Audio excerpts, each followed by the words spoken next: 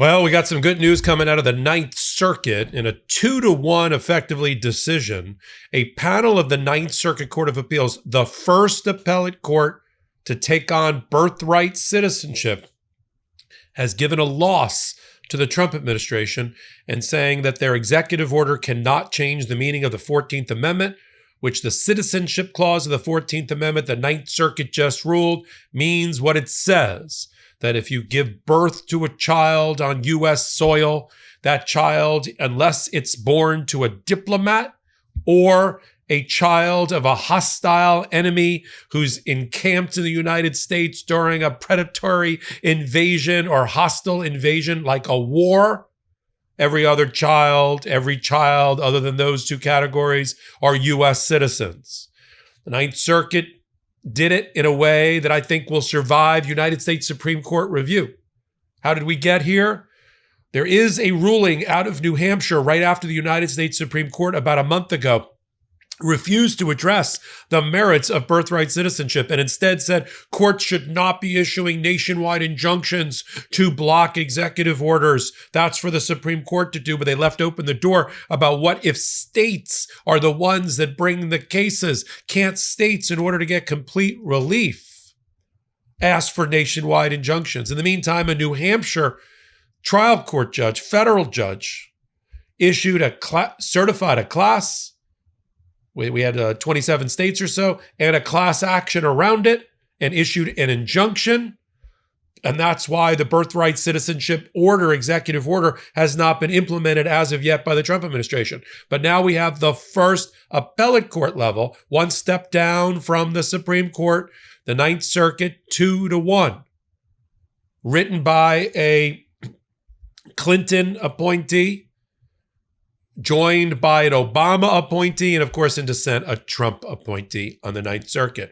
We'll talk about what happens next. I'll break it down for you. I'll do an explainer why it's important, how quickly this is going to get to the Supreme Court. What about the other cases? Right here on Legal AF. I'm Michael Popok. Take a moment, hit the free subscribe button, help the Legal AF YouTube channel continue to grow. Ninth Circuit. I've got the opinion right here. It's about 80 pages. We'll post it on the Legal AF Substack. What's the issue? Executive order issued days after Donald Trump takes office. He reinterprets the language, the clear expressed language of the 14th Amendment Citizenship Clause. His interpretation is that it does not apply to people that are here on temporary visa status, illegal visa, no visa status. Those people cannot give birth to U.S. citizens. That's their argument. That there are two groups that are excluded, right? But the two groups that are excluded by the language of the 14th Amendment are not those two groups. It's diplomats, as interpreted by the United States Supreme Court, who answered the question in a famous case from 100 years ago. That's been on the books ever since. And it's diplomatic kids are not U.S. citizens. And if you're like an enemy behind enemy lines and you give birth, your kid's not a U.S. citizen. And that's it. Everything else is what the 14th Amendment says. And it doesn't matter that it was done during the Reconstruction period after the Civil War, and it was originally drafted for newly freed slaves. It doesn't matter. That doesn't mean that it only applies to the descendants of newly freed slaves, which is Donald Trump's other argument. Let me read to you, to make it simple, because I think the opinion made it simple. On pages 3 and 4, they talk about the procedural history. The 14th Amendment was adopted after the Civil War in order to reject and refute the holding of Dred Scott versus Sanford. That case still almost stops my heart. The Dred Scott decision, which in its substance held that slaves and descendants of slaves were not citizens of the United States. It's a black mark and a scourge on the United States Supreme Court. We learn about it in law school. The Dred Scott decision still gives me chills when I think about it. But this 14th Amendment fixed the problem of a Supreme Court that was racist with the Dred Scott decision.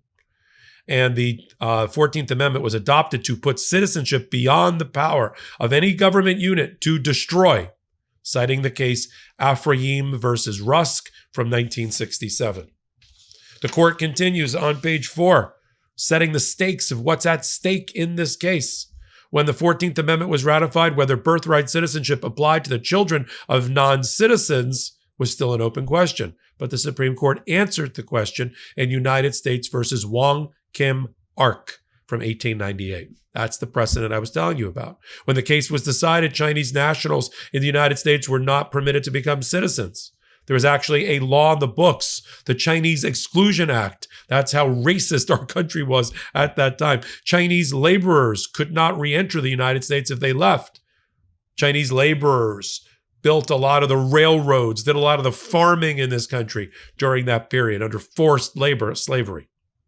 Chinese laborers were required to obtain a certificate of residence.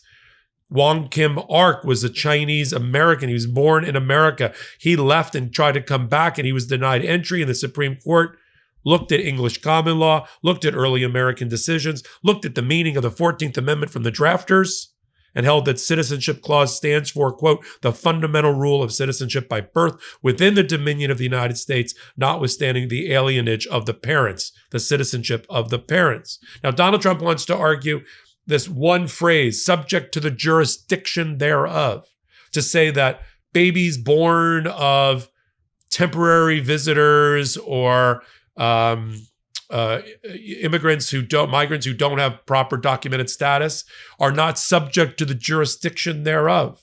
The court said, what are you talking about?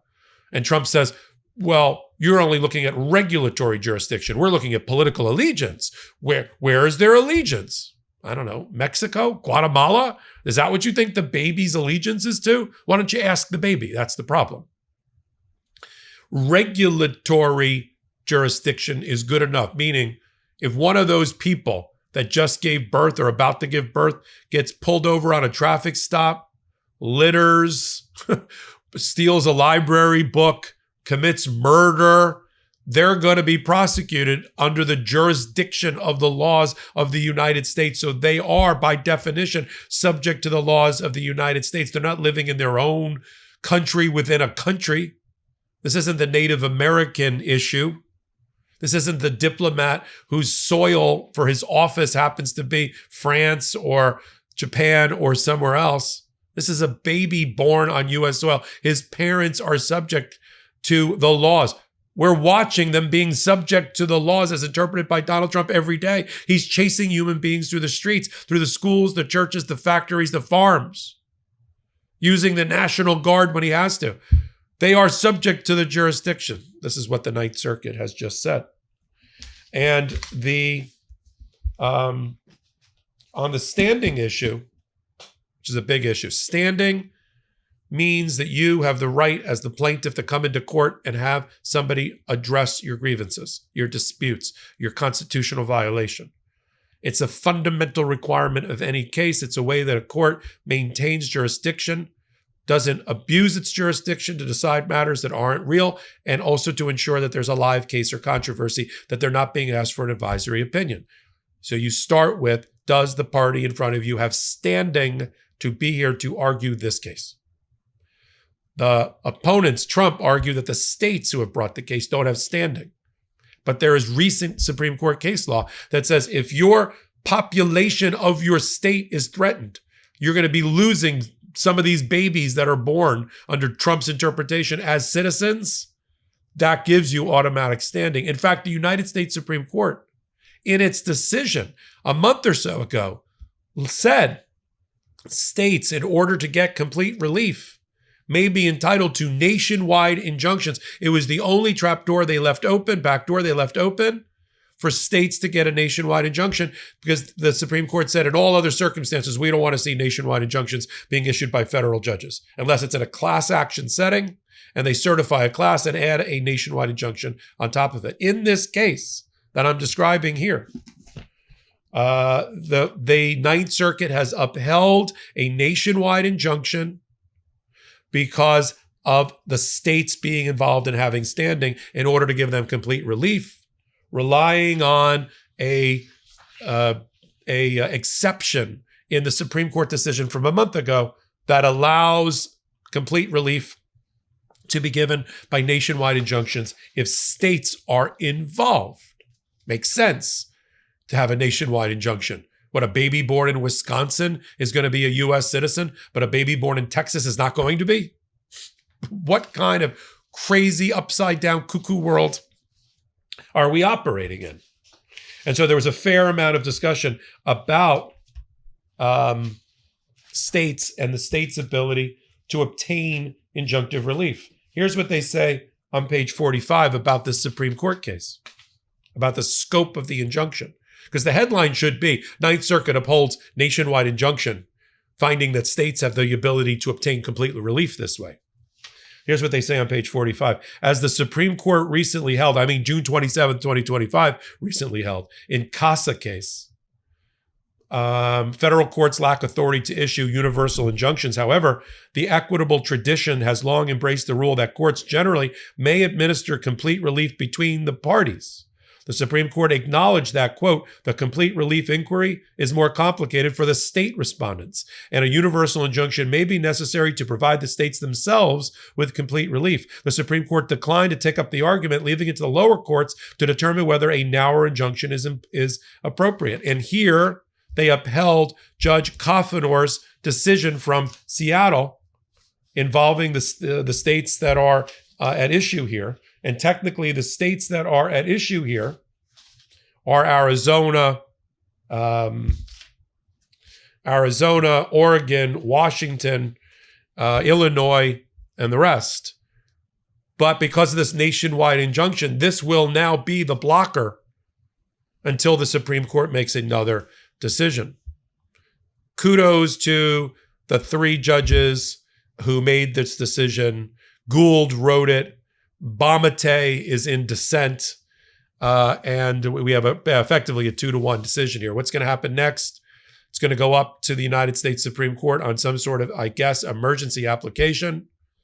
If it comes up through Justice Kagan, who handles the Ninth Circuit, she'll turn it over by tradition to the rest of the Supreme Court, and they will decide whether they want full briefing. They will. Oral argument, likely, and whether they want to do it as an emergency application and over the rest of their summer, or they want to wait and put it on the docket for the first Monday in October when the new term opens. My guess is it's going to be an emergency application, but we will see what Donald Trump does next. Come here. We do 12 new videos every day. I'm sure my next video soon is going to be what the Trump administration's response to this is, besides their public statement, which is the Ninth Circuit misinterpreted the 14th Amendment and its historical background. I don't think so. And I think if you read through and you go on Legal AF Substack, you'll see how meticulous they were about the history and the language that was used at or around the time of the adoption of the 14th Amendment and the Citizenship Clause. If you like this kind of content, vote with your thumbs. Hit the subscribe button. Go over to Legal AF Substack, do the exact same thing. Now is the time to support independent commentary and analysis. We need your help to keep us on the air. So until my next report, I'm Michael Popok. Can't get your fill of Legal AF? Me neither. That's why we formed the Legal AF Substack. Every time we mention something in a hot take, whether it's a court filing or a oral argument, come over to the Substack. You'll find the court filing and the oral argument there, including a daily roundup that I do called, wait for it, Morning AF. What else? All the other contributors from Legal AF are there as well. We got some new reporting. We got interviews. We got ad-free versions of the podcast and hot takes. Where? Legal AF on Substack. Come over now to free subscribe.